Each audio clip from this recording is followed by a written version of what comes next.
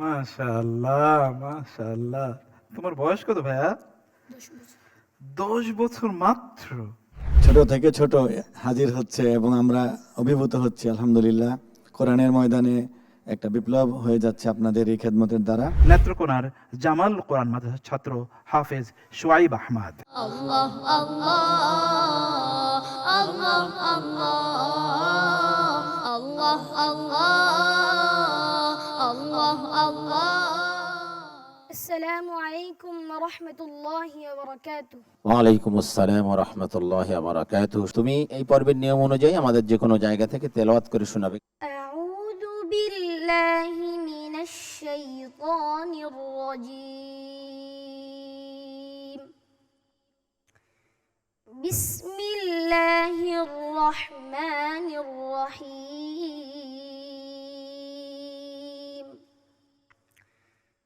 فأما الذين آمنوا وعملوا الصالحات فيوفيهم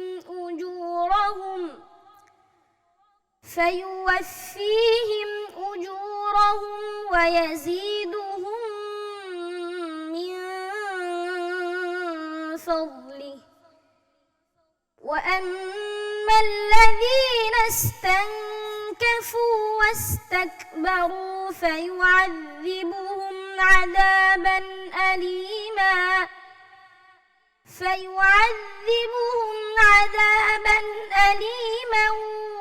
ولا يجدون لهم من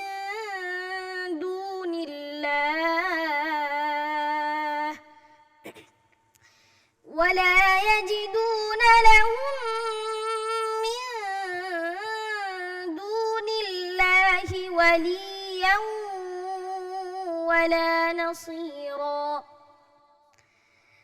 يا أيها الناس قد جاءكم برهان من ربكم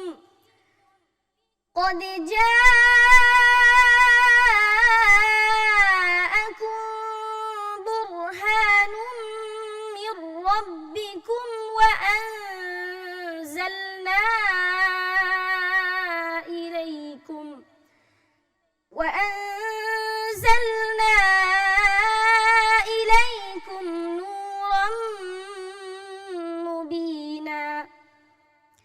فأما الذين آمنوا بالله واعتصموا به فسيدخلهم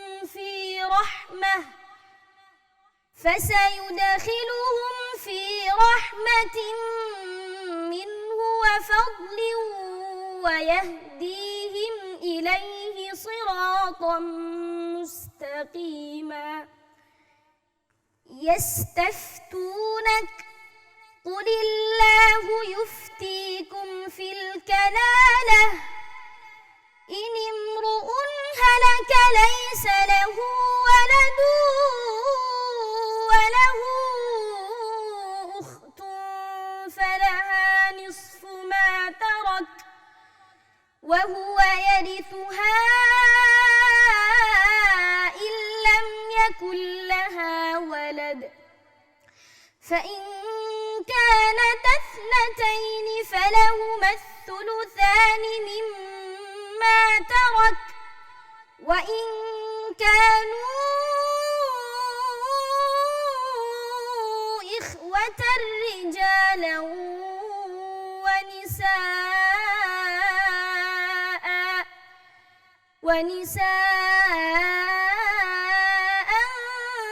فللذكر مثل حظ الأنثيين. يبين الله لكم أن تضلوا والله بكل شيء عليم. حسبك. صدق الله مولانا العظيم. মাশাআল্লাহ, মাশাআল্লাহ। তোমার বয়স কত ভাইয়া? 10 বছর মাত্র? হিফজ করতে কতদিন সময় লেগেছে? 1 বছর। 1 বছর, বলো কি! আল্লাহু আকবার। নাজির মাহমুদ ভাই, আপনি কি প্রশ্ন করেছিলেন? জি, মুক্তার ভাই, আমি মনে করেছিলাম আল্লাহ। তাহাজিদ মনে হয় ছোট, কিন্তু তার চেয়েও আরো ছোট। আল্লাহু ক্যামেরায় আকবার। ক্যামেরায় খুঁজে পাওয়া মুশকিল। মুক্তার ভাই, এই ছোট্ট ছোট্ট বালকরা যখন শুধুমাত্র খেলাধুলা নিয়ে ব্যস্ত থাকে, সেই সময় তারা গোটা কোরআনকে হেফজ করে ফেলেছে, এবং শুধু হেফজই করে নাই, কয়েকটা স্টেজ পেরিয়ে এই বড় একটা স্টেজে এসে সে এখন এখানে তেলাওয়াত করতেছে। অনেক পরীক্ষা দিয়ে কিন্তু তাকে এখানে আসতে হয়েছে। তার মানে প্রত্যেকটা পরীক্ষায় সে উত্তীর্ণ হয়েছে। আল্লাহ। বিশাল বিষয় এটা, আসলে কোরআনের ব্যাপারেই সম্ভব। অন্য কোনো বই যদি আপনি বলেন, এর মানে 10 ভাগের 1 ভাগও সে মুখস্থ করতে পারবে না। আল্লাহ। সব দিক থেকে পড়া যদি আমরা বিবেচনা করি, মোটামুটি ভালো হয়েছে, কিন্তু আলো ভালো করতে হবে। ডক্টর ওয়ালিউর রহমান খান। ছোট থেকে ছোট হাজির হচ্ছে এবং আমরা অভিভূত হচ্ছি আলহামদুলিল্লাহ। কোরআনের ময়দানে একটা বিপ্লব হয়ে যাচ্ছে আপনাদের এই খেদমতের দ্বারা। এই শিশুকেও বলবো যে নিজেও আন্তরিক হবে এবং তার উস্তাদরা এই বিষয়গুলোই তার মাদ এবং গন্না আরেকটু বেশি করতে হবে। অর্থাৎ লাইন ইয়াস্তানকিফাল মাসিহু, এই দুটি গন্না কম হয়েছে, ইদগাম হয়েছে কিন্তু গন্না হয়নি, যেমন আন ইয়াকুনা। তারপর শেষ দিকেও আছে তার কোন কোন ক্ষেত্রে, যেমন ফায়ুআযিবুহুম, তারপর হলো ফাসায়াহশুরুহুম, এই হা গুলো আরো জোরদার হতে হবে, হুম হা যেন দুর্বল না থাকে। ওয়াতাসামু, সাদটি ভালো করতে হবে। কোন জায়গায় মুনফাসিল বেশি দীর্ঘ হয়ে পড়েছে, এটাও তোমাকে খেয়াল করতে হবে।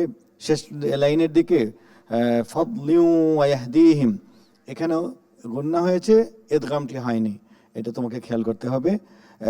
এখানে সূরার যে শেষ পৃষ্ঠা, সেখানে তোমার ওয়ালাহু উখতুন ফালাহা নিসফু মা তারাক, একটি হামস হয়েছে, পরেরটি হয়নি। তো এটি খুবই স্বাভাবিক তোমার জন্য, যেহেতু তুমি শিশু।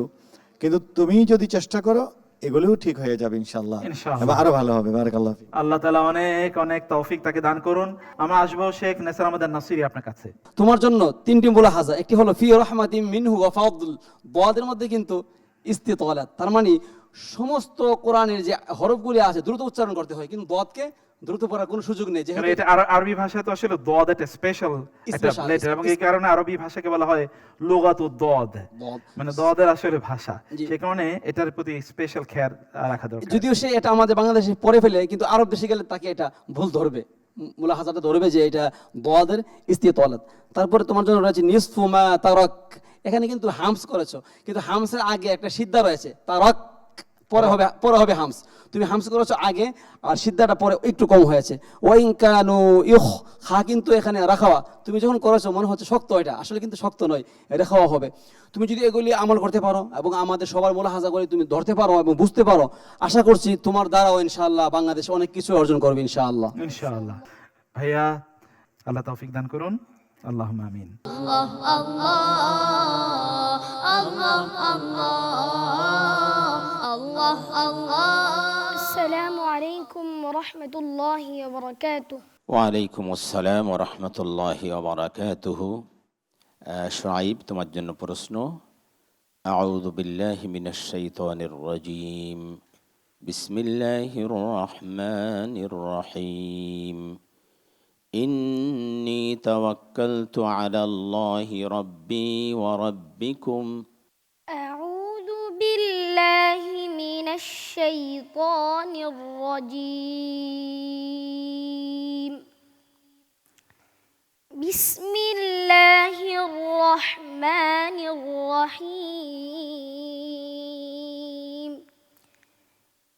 ইন্নী তাওয়াক্কালতু আলাল্লাহি রাব্বি ওয়া রাব্বিকুম মা মিন দাব্বাতিন ইল্লা হুয়া আখিযুন বিনাসিয়াতিহা ইন্না রাব্বি আলা সিরাতিম মুস্তাকিম। فإن تولوا فقد أبلغتكم ما أرسلت به إليكم ويستغفر يستخلف ربي قوما غيركم ولا تضرونه شيئا إن ربي على كل شيء حفيظ ولما جاء أمرنا نجينا هودا والذين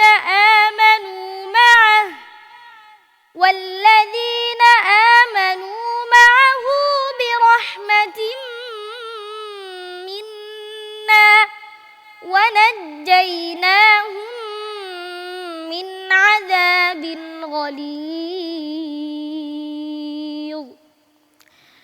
وتلك عاد جحدوا بآيات ربهم وعصوا رسله واتبعوا أمر كل جبار عنيد وأتبعوا في هذه الدنيا لعنة ويوم القيامة ألا إن عادا كفروا ربهم ألا بعدا لعاد قوم هود وإلى ثمود أخاهم صالحا قال يا قوم اعبدوا الله ما لكم من إله غيره هو أنشأكم من الأرض واستعمركم فيها فاستغفروه ثم توبوا إليه إن ربي قريب مجيب قالوا يا صالح قد كنت فينا مرجوا قبل هذا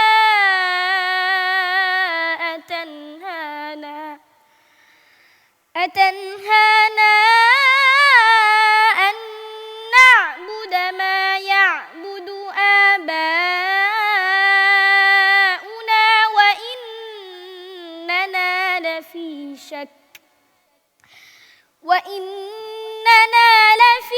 شك مما تدعونا إليه مريب حسبك. صدق الله مولانا العظيم মাশাআল্লাহ মাশাআল্লাহ, কি অনবদ্য তেলাওয়াত, সুবহানাল্লাহ বিহামদি। নাজির মাহমুদ ভাই, ওর ব্যাপারে আসলে কি বলার আছে? অভিনন্দন যে তুমি একেবারে বিনা লোকমায় বিনা টোকায় পড়েছো, এটা একটা বড় বিষয়। তবে যে বিষয়টি তোমাকে আমি বলবো, যে তোমার পড়ার মধ্যে আর একটু ভালো লাগা আনতে হবে। তোমার আগের পর্বের পড়ার মধ্যে কিন্তু সেটা ছিল, যেটা বুঝতে পারছো?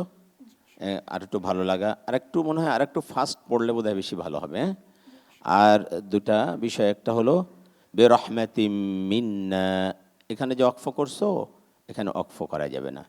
এরপরে আলা, এখানে মধ্যে মুনফাসিল, কিন্তু তুমি অনেক বেশি লম্বা করে ফেলেছো, 3 আলিফের চেয়ে অনেক বেশি, 4-5 আলিফ হয়ে গেছে, এটা যেন না হয়, এটা খেয়াল রাখবে।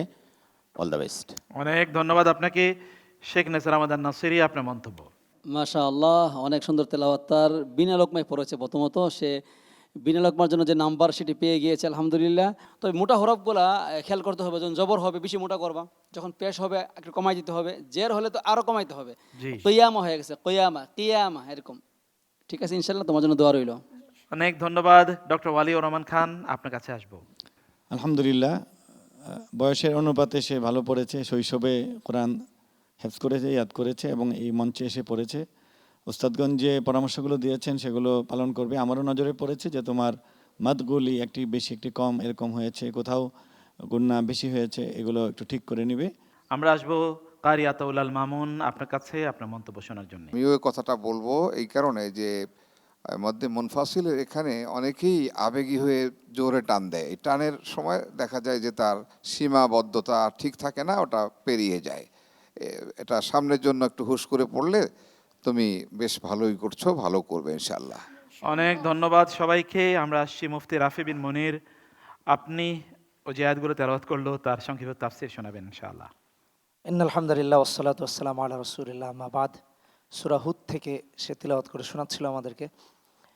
প্রথমত আল্লাহ তাআলা সে প্রথম যে আয়াত তিলাওয়াত করেছে এখান থেকে তাওয়াক্কুল আমাদেরকে শিক্ষা দিয়েছেন, যে আল্লাহর উপর তাওয়াক্কুল করতে হয়। আল্লাহ তাআলা আরেকটা শিক্ষা এখানে আমাদেরকে দিয়েছেন। দেখা যায় আমরা অনেক সময় সত্য প্রত্যাখ্যান করি অন্ধ হয়ে যাওয়ার কারণে। বাপ দাদারা করেছে, দেখা যায় যে আমাদের মাঝে অনেক সময় কোনো ভ্রান্তি নিয়ে যদি আমরা আলোচনা করি তাহলে আমাদের সমাজে একটা বিরূপ প্রতিক্রিয়া সৃষ্টি হয়। হ্যাঁ, বাপ দাদাদেরকে এটা করে দেখতে আসছি, ব্যাস এটা ছাড়া যাবে না, এটা করেই যাওয়া লাগবে, আমার বাবা করেছে আমার দাদা করেছে তাই করতে হবে, এটা মুমিনের জন্য উচিত নয়, এটা মুমিন কখনো বলতে পারে না।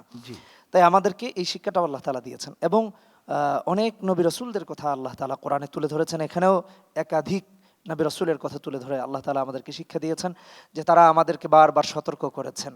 আজকে সমস্ত নবীর ওয়ারিস হক্কানি আলেমরাও আমাদেরকে সতর্ক করেন আমরা যেন তাদের সাথে বেয়াদবি না করি বা তাদের কথায় বিরূপ মন্তব্য বা প্রতিক্রিয়া সৃষ্টি না করি।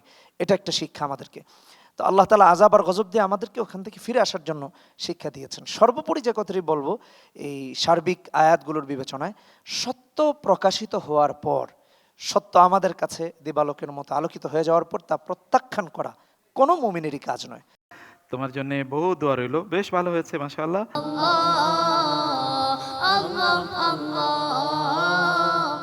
আসসালামু আলাইকুম ওয়া রাহমাতুল্লাহি ওয়া বারাকাতুহু। السلام ورحمة الله وبركاته. أعوذ بالله من الشيطان الرجيم. بسم الله الرحمن الرحيم. فخرج على قومه في زينته. أعوذ بالله من الشيطان الرجيم.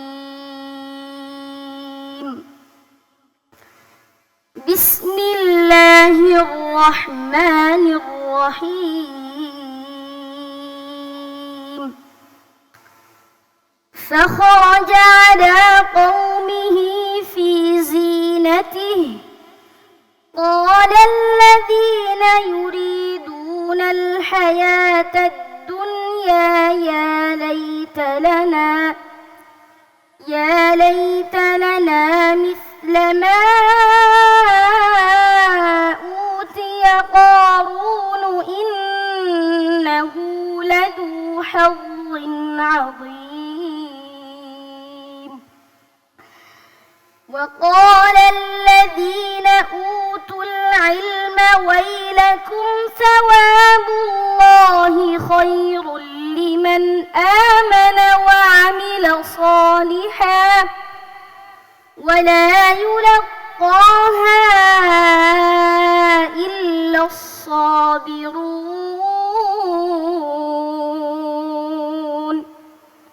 فخسفنا به وبداره الأرض فما كان له من فئة ينصرونه من دون الله وما كان من المنتصرين.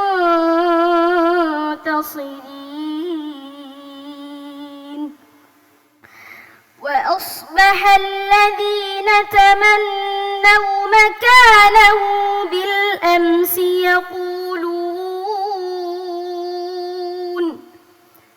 يقولون ويك أن الله يبسط الرزق لمن يشاء من عباده ويقدر لولا أمن الله علينا لخسف بنا ويكأنه لا يفلح يفلح الكافرون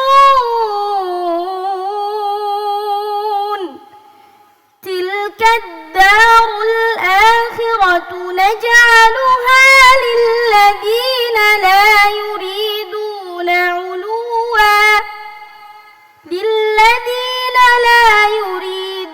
علوا في الأرض ولا فسادا والعاقبة للمتقين من جاء بالحسنة فله خير منها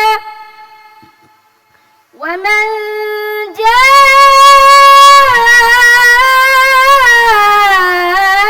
بالسيئة فلا يجزى الذين عملوا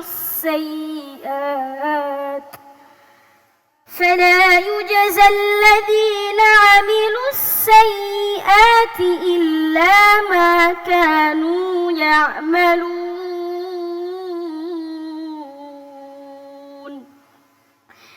إن الذي فرض عليك القرآن لرادك إلى معاد قل ربي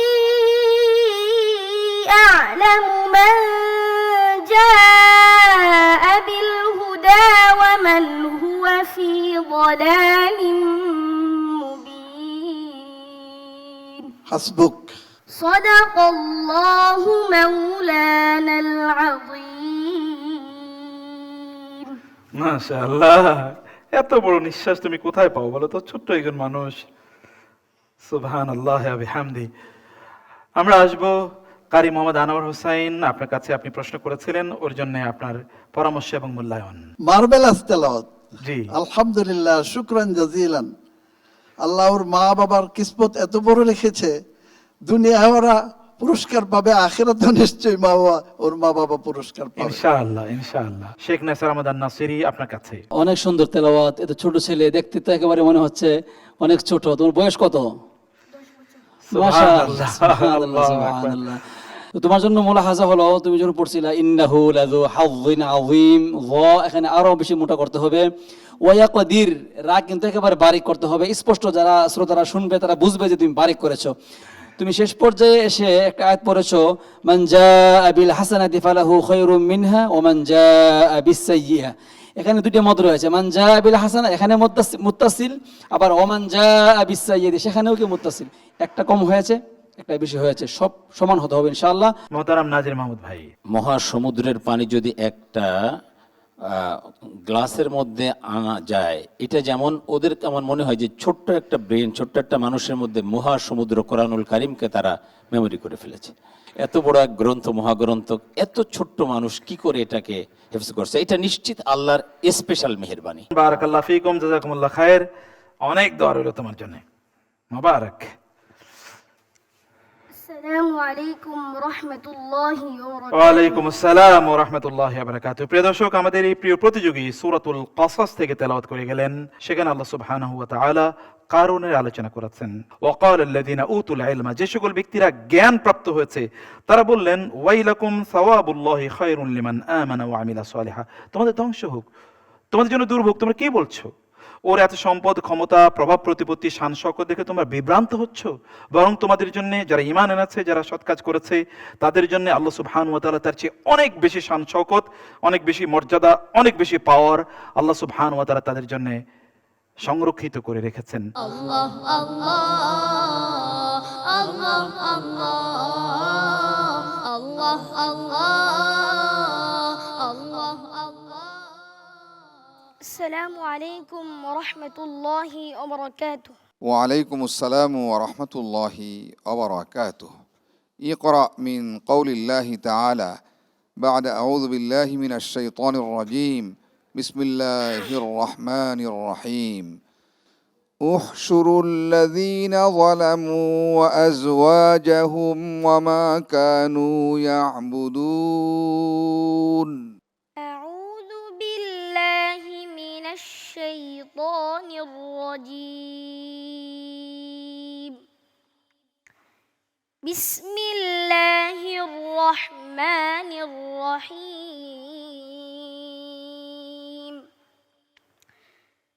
احشروا الذين ظلموا وأزواجهم وما كانوا يعبدون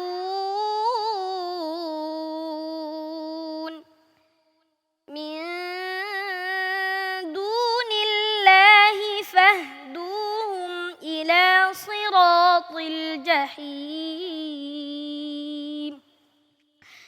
وقفوهم إنهم مسؤولون ما لكم لا تناصرون بل هم اليوم مستسلمون وأقبل بعضهم على بعض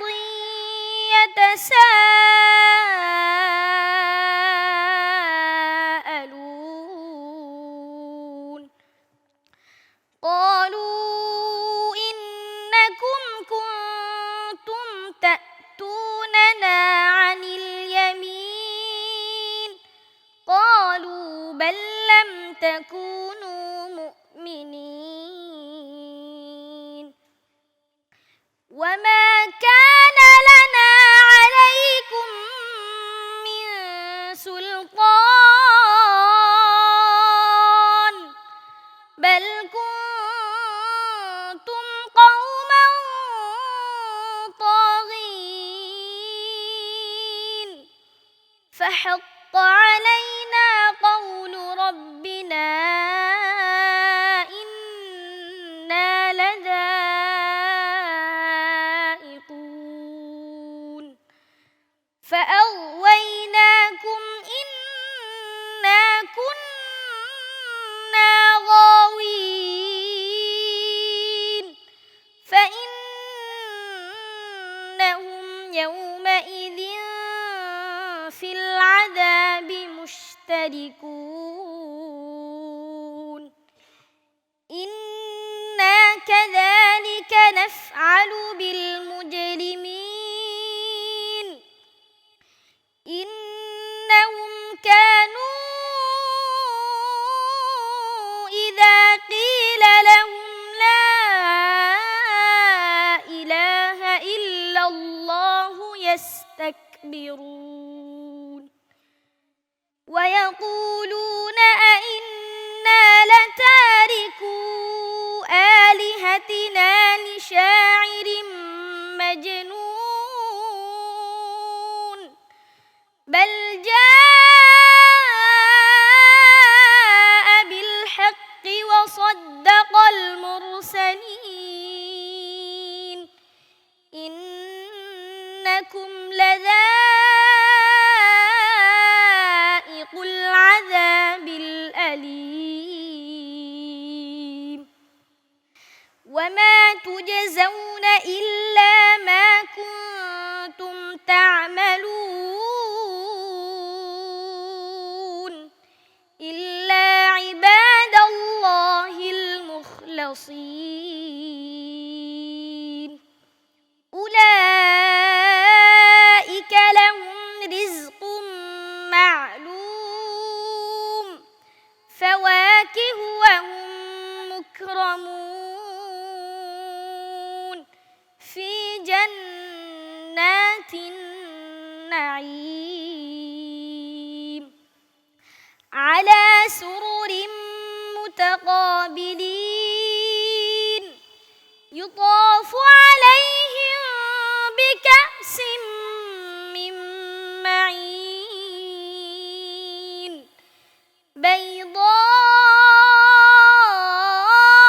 بيضاء لذة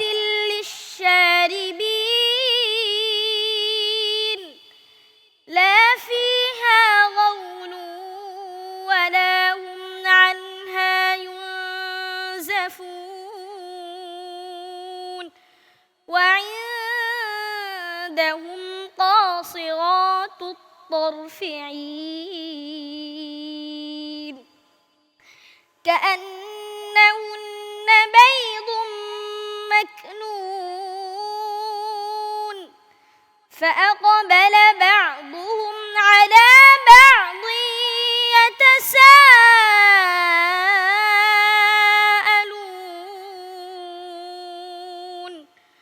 قال قائل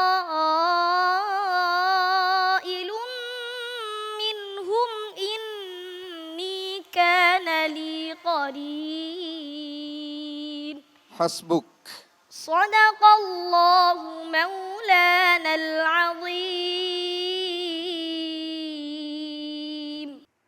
মাশাআল্লাহ, মাশাআল্লাহ। সে এক্সপেক্ট করছিল আমি এসে তাকে একটু জড়িয়ে ধরি, কারণ এত সুন্দর তেলাওয়াত করেছে, জড়িয়ে তো ধরতে হবে, তাই না? হ্যাঁ, অসাধারণ, অনিন্দ সুন্দর, ভিন্ন একটা সুরে স্বরে এসে তেলাওয়াত করলো। মোহতারাম কারি আতাউল আল মামুন ভাই, আপনি প্রশ্ন করেছিলেন, আপনার মন্তব্য শুনতে চাই। তার ইয়াদ অনেক পাকা এবং সাহসিক, সাহসিকতার সাথে অনেক সুন্দর তেলাওয়াত করেছে। নাজির মাহমুদ ভাই, আপনার মন্তব্য। কম্পিটিটরদেরকে নিয়ে তো অনেক মন্তব্য করলাম, আমি একটু ভিন্ন কথা বলতে চাই। সেটা হলো, এটা অত্যন্ত সৌভাগ্যের একটা বিষয় যে যারা কোরআনের সাথে, কোরআনের খেদমতে অর্থ ব্যয় করতে পারতেছে, আল্লাহর দেওয়া অর্থ আল্লাহর কোরআনের জন্য ব্যয় করতেছে, এটা বিশাল একটা ব্যাপার। ডক্টর ওয়ালিউর রহমান খান, আপনার মন্তব্য।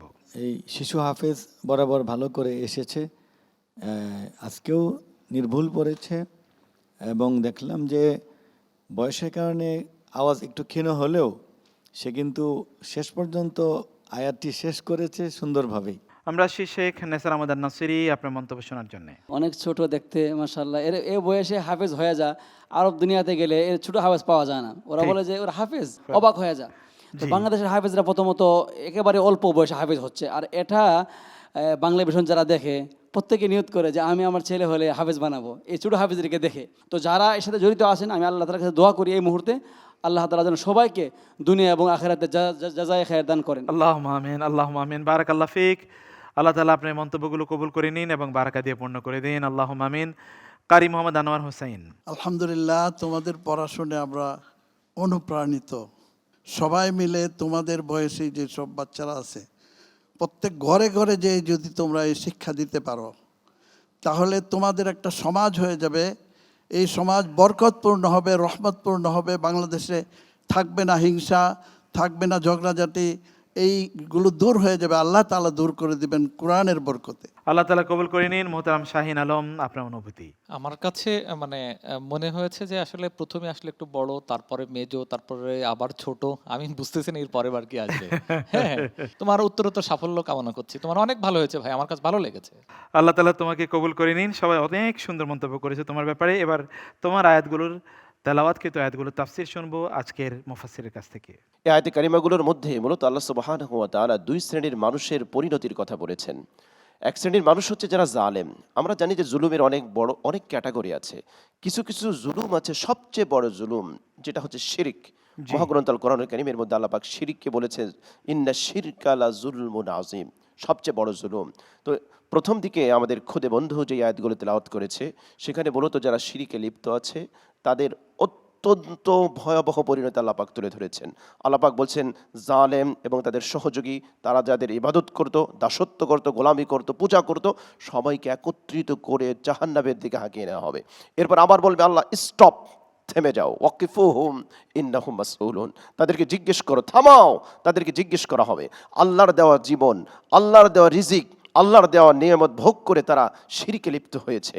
এজন্য অত্যন্ত ভয়াবহ পরিণতির কথা আল্লাহ পাক তুলে ধরেছেন। এরপরে তাদের ঝগড়াঝাটি হবে, সেগুলো তুলে ধরেছেন। শেষের দিকে আল্লাহ পাক তার একনিষ্ঠ বান্দা, তাদের যে শুভ পরিণতি আল্লাহ পাক সেটা তুলে ধরেছেন।